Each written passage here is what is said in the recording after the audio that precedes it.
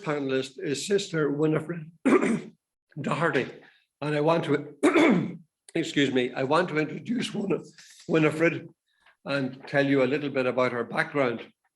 Winifred is an Irish woman. She's a member of the Good Shepherd Sisters, and for many years she worked as a social worker in Ethiopia, 16 years actually in Ethiopia. And her work there was very much focused on the girl child and on education and on a microfinancing project.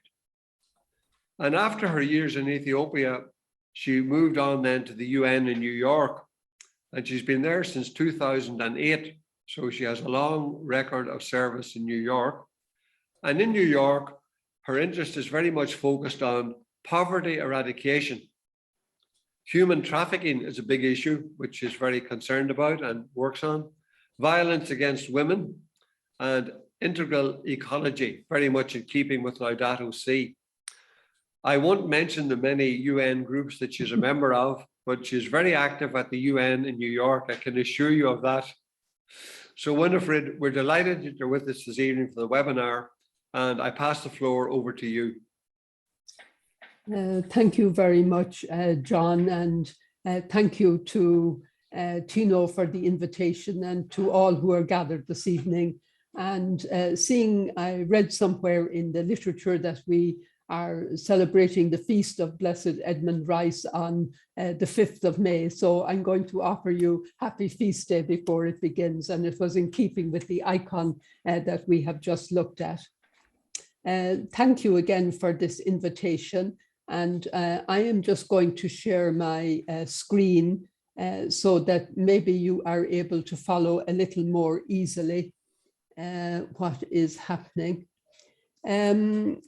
Just as I start, I think I have to say that everything that we have heard from John, I can in some senses echo with and appreciate and acknowledge. And indeed, we also have collaborated with Edmund Rice in Geneva, and I know Kevin in New York. So we're looking at advocacy, a pillar of congregation's mission. And as John said, I am a Good Shepherd sister. And so I'm coming with the approach that we have. And so the Good Shepherd International Justice Peace Office is an office of the congregation. We don't have any charity links or anything else. It's an office of the congregation to promote justice and peace. And the office has a history of coming about, and indeed when John mentioned some of the earlier lead-ins from congregational chapters, I can think back to 1973 when our congregation became aware of the need to begin to look at root causes and poverty issues.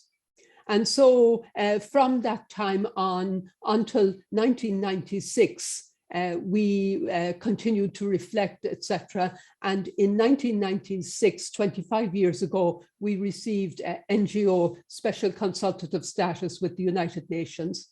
Sorry, I'm jumping around the place. And this was done on the basis that we Good Shepherd sisters had a special expertise in addressing the issues of girls, women, and children. So really, we look at everything with a gender lens. And overall, we seek to follow the work of the UN agenda, using, as I said, the gender lens in relation to girls, women, and children. And so the vision and mission are summed up this way. Linking, of course, with the faith-based organization, we see a world permeated by God's love, where justice and human rights support the dignity of every girl, woman, and child. And then the other part of it, we advocate to change policies and exclude systems that dehumanize. So that very much, the second part of it is the specific work of the office at the United Nations, but is becoming increasingly so the work of all of us everywhere to realize that we need to change policies that exclude and systems that dehumanize. And so with that in line, we have developed what we call position papers. And they were first published in 2011, and they were updated in 2018 to take account of new documents and related issues developed at the United Nations. And Kevin again made reference to some of the significant ones, the 2030 Agenda for Sustainable Development and the Sustainable Development Goals, the Paris Agreement on Climate Change, and the New York Declaration on Safe, Orderly and Regular Migration, and then the two subsequent compacts. Now, there have been other moments and events, but these were the dominant ones that were missing from the papers produced in 2011. And it indicates how the whole, United Nations continuing to develop and think around these issues that are at the heart of each one of us here, have been working on it and producing documents and trying to bring about new moments of policy. And now today, leaning ever more towards implementation in a world that is hugely fractured. So that's the global context in which we find ourselves. And initially, the papers were really built on our learnings at the UN from 96 to 2011, over 15 years, and based on our ministries in 72 countries. And it was my predecessor at the United Nations, Sister Claire Nolan, that produced these papers. And as I say, they came from not just Claire, but the congregational engagement, discernment, and experience on the various issues. And of course, they are based in the social teachings of the Church and the Universal Declaration for Human Rights and the various other human rights mechanisms that are around, particularly the Convention on the Elimination of Discrimination Against Women, CEDAW, and the Convention on the Rights of the Child, the CRC. And then the functional commissions in New York, the Commission on the Status of Women and the Commission on Social Development and Financing for Development. And of course, we link in very closely with the Beijing Declaration and Platform for Action, which came from the Fourth World Conference of Women. So what I'm trying to say is that the papers are undergirded with a spiritual, a social, and a political awareness. And so the 6 topics are listed there: migration, economic justice, the girl child, human trafficking, prostitution, and integral ecology. And they are our attempts to express the direction of our mission in terms relevant for today's world. And afterwards, I will put the link to the papers in the chat so that you can pick it up. And I will send the PowerPoint to Brother Tino if he wishes to send it out and you wish to have it. And so when I tried to look at the interconnectedness of the 6 papers, I present them like this. You can see the building blocks around, beginning there with the poverty, the climate change, the girl child, prostitution, migration, human trafficking. And we recognize that all these issues address symptoms of human rights violations. And I think that links with what John was saying in terms of we're moving away from charity model. We're saying, why are people in poverty? Why are people migrating? Why have we discrimination against the girl child? And we realize that the suffering of peoples and life forms and the cry of people in poverty and of the planet are intertwined. They are one and the same phenomenon. They're all intertwined. And of course, we're learning that very much these days about interconnections and interconnectedness of all. And so for me, going to the root cause, why have we all these symptoms around? I am putting in the center the globalization of finance, the financialization of the markets, and corporate greed.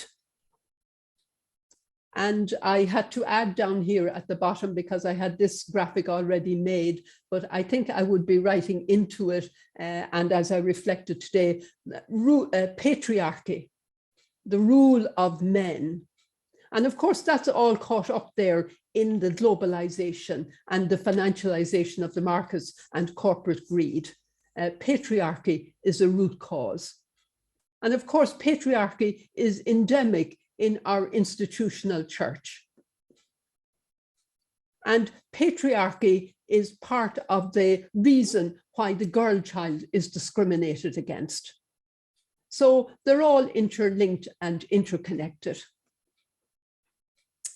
So just moving a little bit now and saying, looking at advocacy, while advocacy at the UN is central to our office, advocacy must take place at all levels. And so at the global level, we address the various issues according to the United Nations agenda and the relationship with member states and UN agencies, both in terms of writing statements and in terms of visiting different member states and trying to speak to them about the issues we're concerned about. At the regional level, we seek to build engagement with and through regional groups and the UN regional commissions. And then at the national level, we Good Shepherds have been coming together to reflect on and present various good practices that we're engaged in, both in pioneering and in elaborating, and linking these much more with what we're saying in terms of advocacy and what rights-based work is about. So this is a change.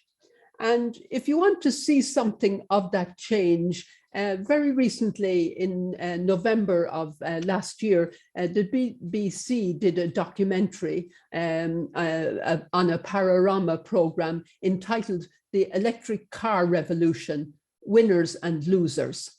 And again, the link is there if you're interested in following it.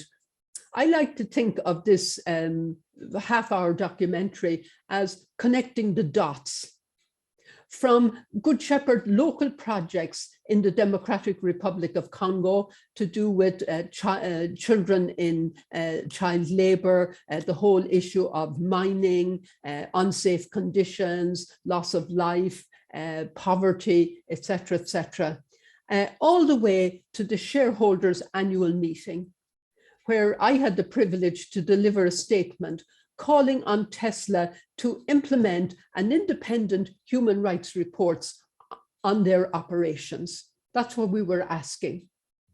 So I share that with you. As I say, it connects the dots and it brings together the work in ministry and our, if you like, our speeches and our statements.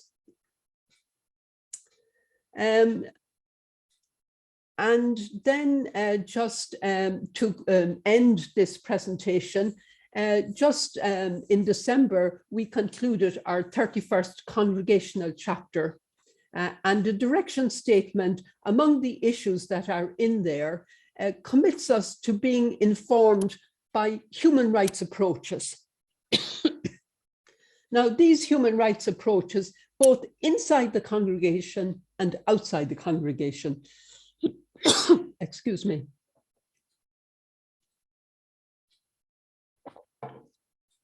So this is being elaborated in a new and strong way, bringing human rights home to our everyday relations with each other, with everybody we meet, and informing in terms of advocacy. And then the next point it asks us to use is systems thinking. So we have to think it's not just the ministry on its own, it's the ministry in its local political context, national context within the region, right up to the UN. So being aware of all the various influences that are involved. And addressing areas of external injustice, there's a section given to that as well, internal injustice, but external injustice through our respective ministries at the local and global level. And of course, when it comes to the global level, it's very much at the level of advocacy and addressing unjust systems and structures. So thank you very much again for this opportunity to share with you. And as I said, I can share the PowerPoint and I can put the links in the chat if you want to follow them. So thank you very much.